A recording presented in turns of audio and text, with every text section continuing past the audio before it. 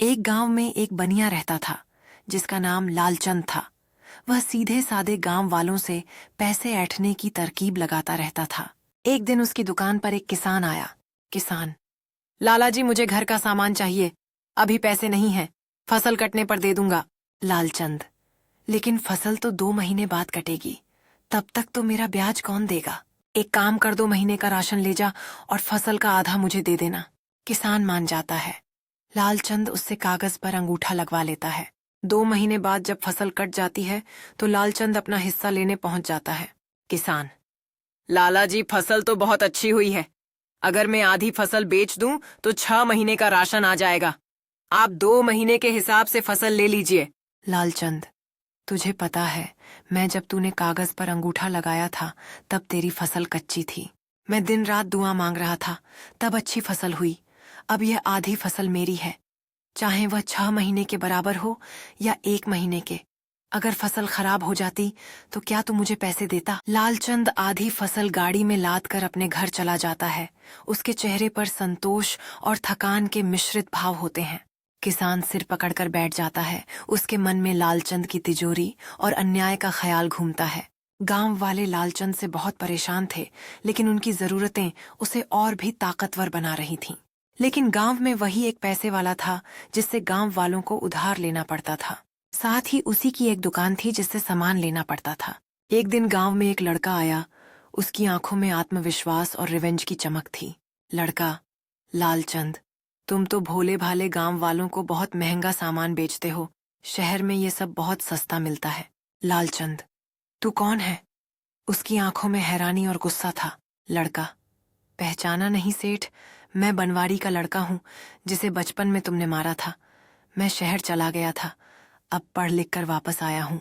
लालचंद: एक काम कर, मुझे माफ कर दे, ये सब बातें किसी गांव वाले को मत बताना। तू मेरी दुकान पर नौकरी कर ले, मैं बदले में तुझे अच्छी तनख्वाह दूंगा, साथ ही घर का राशन भी दे दिया करूंगा। लालचंद की दुकान पर नौकरी करने वाले उस लड़के की कहानी पूरे गांव में फैली हुई थी।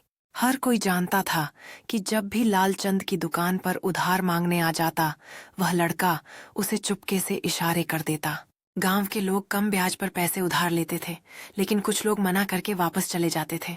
जब लालचंद दुकान से घर चला जाता तो वह लड़का चुपचाप उसके खाते में से अंगूठा लगे कागज फाड़कर गांव वालों को दे देता। कुछ दिनों बाद लालचंद ने देखा कि फसल कटने का समय आ रहा है और वह खेतों पर पहुंच गया। इस बार गांव वाले भी तैयार थे, क्योंकि उस लड़के ने पहले ही उन्हें बता दिया था कि लालचंद कैसे उन्हें लूटता है।